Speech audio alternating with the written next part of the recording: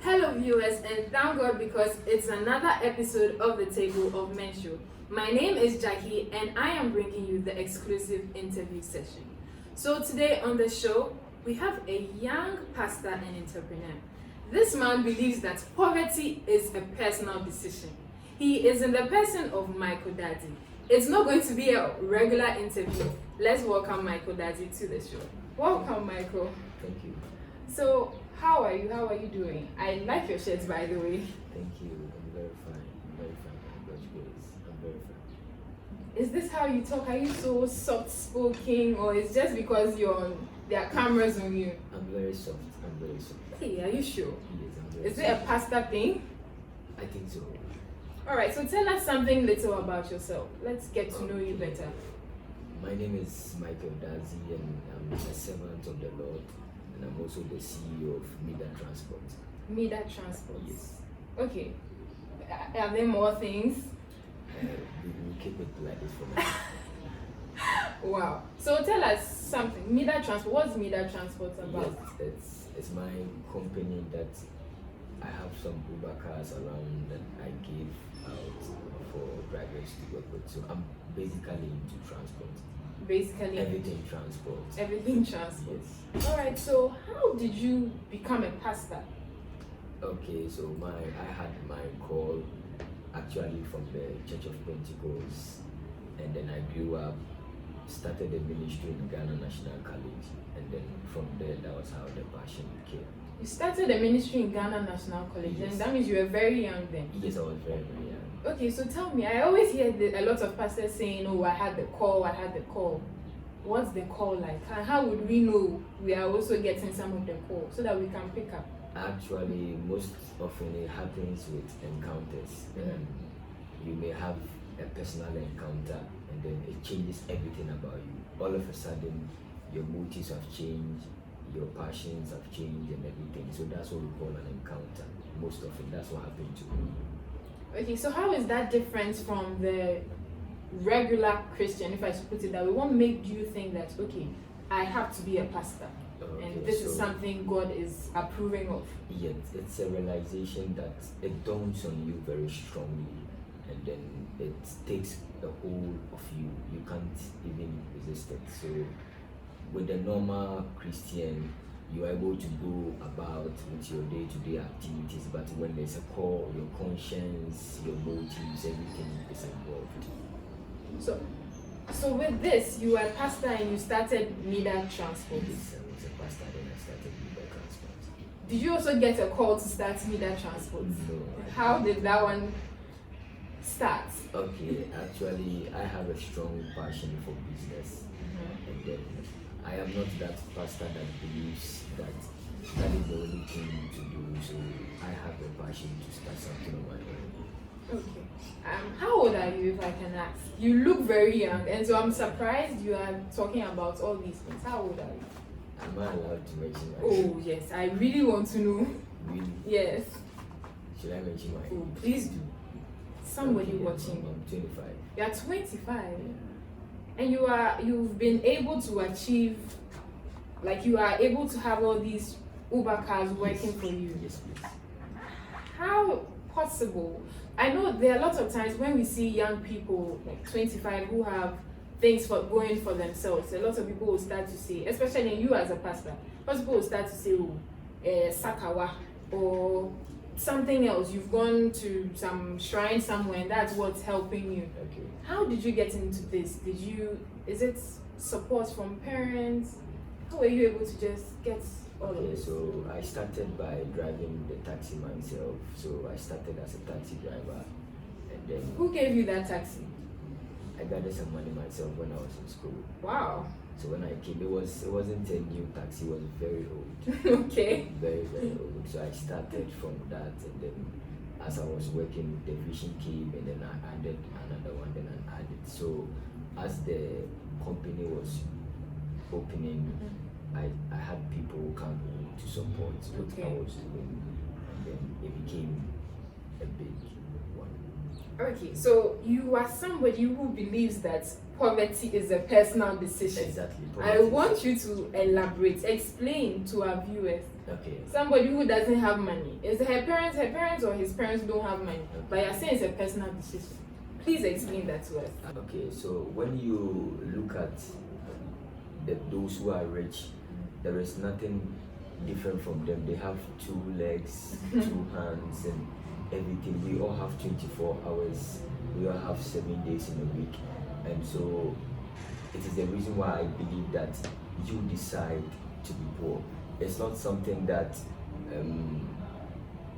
people think that it is just the grace of God and it's just the will of God. But there are a lot of people who are really rich and then they don't even go to church. They don't even, some are even atheists. So poverty is not something that is based on even the church you go to.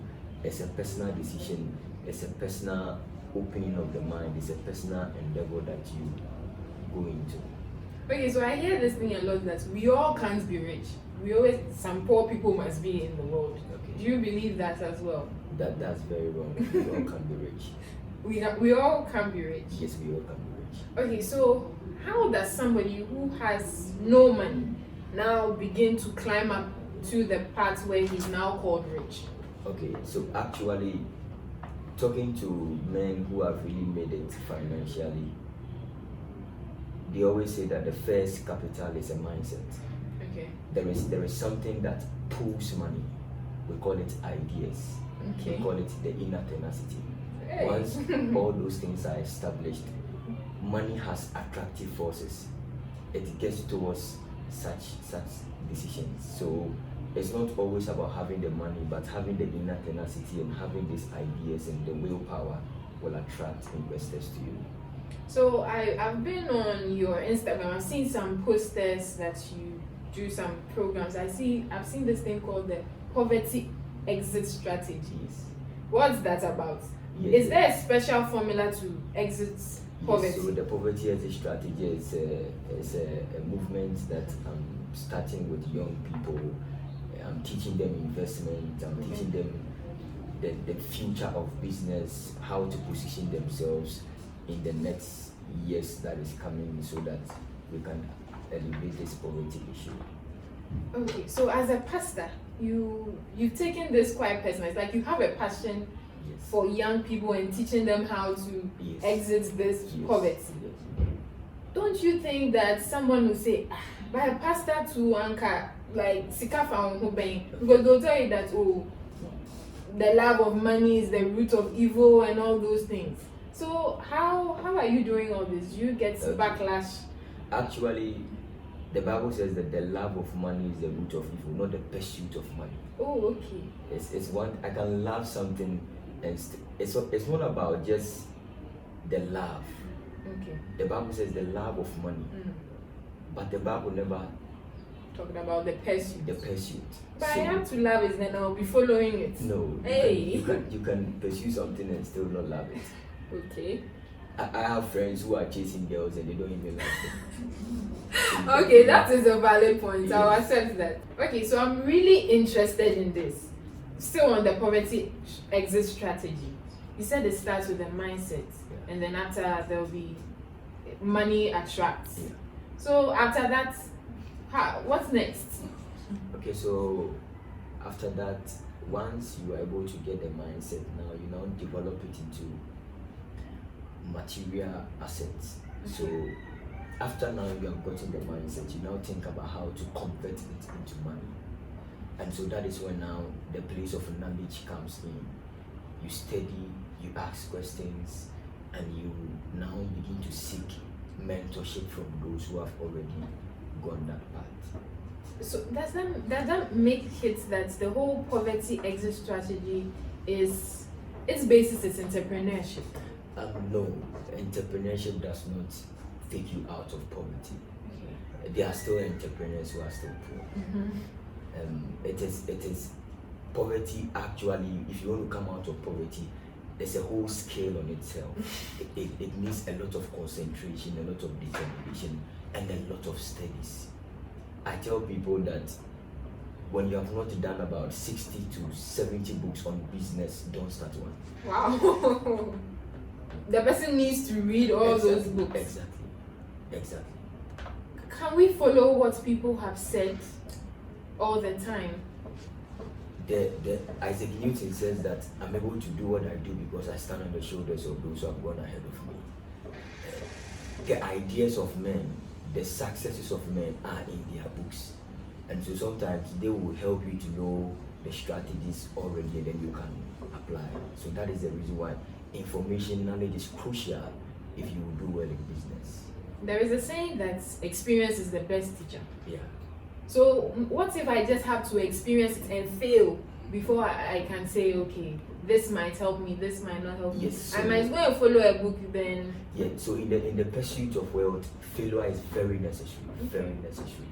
It's actually, when you are looking at the pathway to wealth, your failure is very necessary. It's part of the road you have to take. You must If you fail. You actually have to fail. You really have to fail.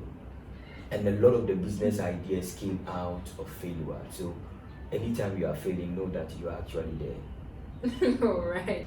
The Gathering of Champions Network. What is it about? How did it come about? And where is it going?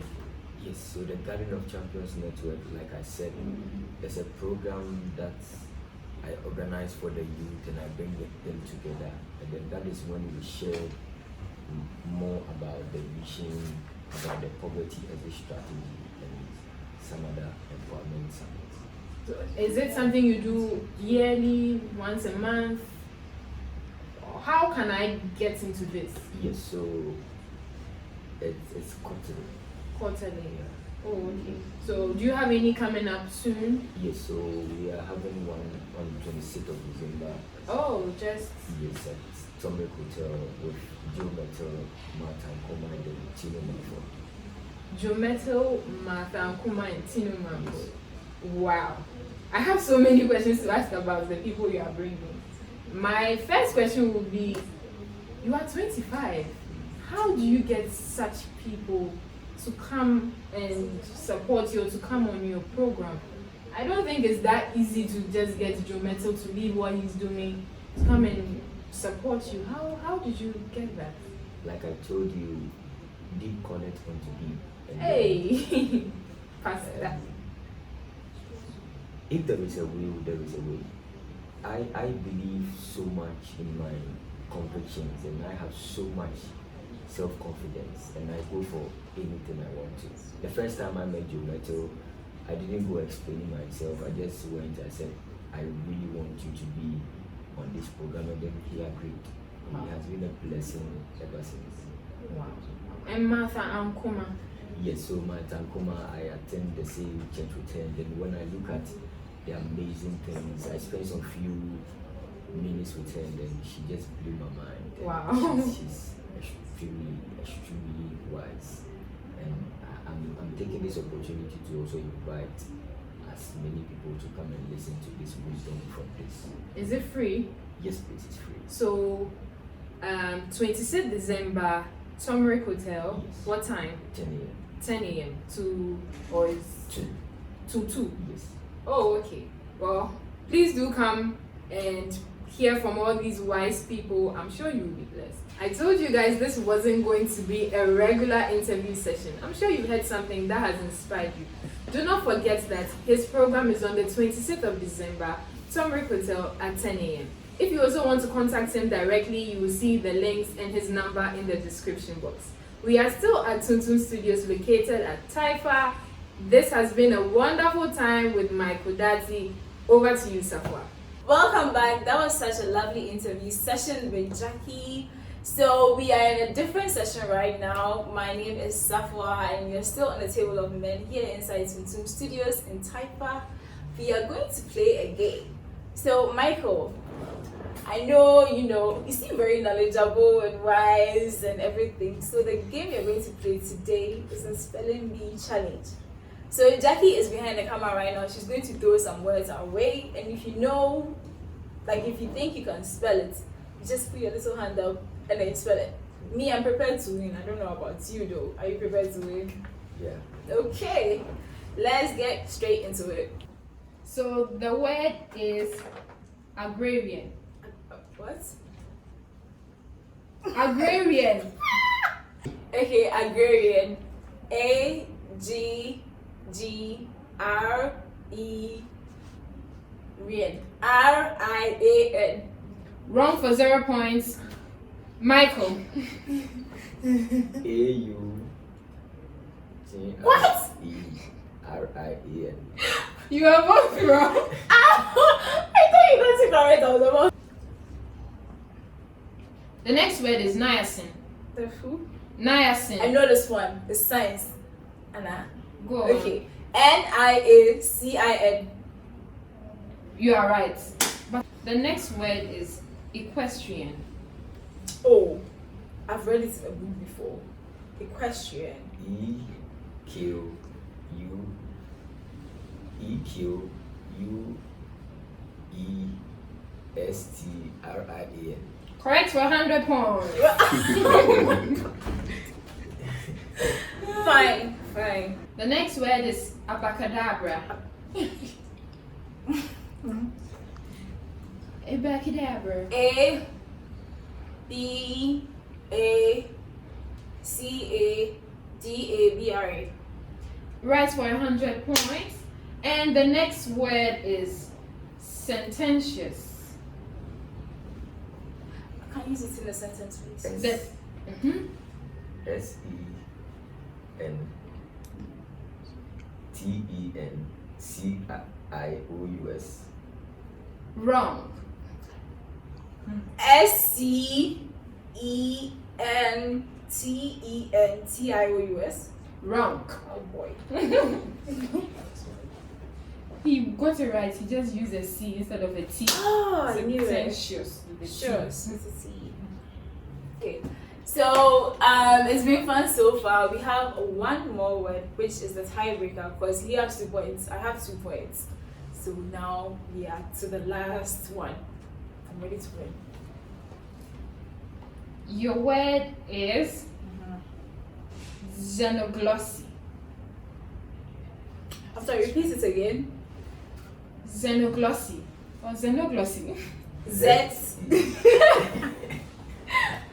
Okay, please go. Z-E-N-O-G-L-O-S-S-Y. Close but wrong. Next person. Close. Xenoglossy. X-E-N-O-G-L-O-S-S-Y. You are right for 100 points. Yes. It was an X, so you were all wrong from the beginning. Thank you so much, Michael, for joining us today on the Table of Men. It's been a wonderful episode. Thank you also to TunTum Studios here in Taifa, which is our filming ground. See you again in another episode. Bye.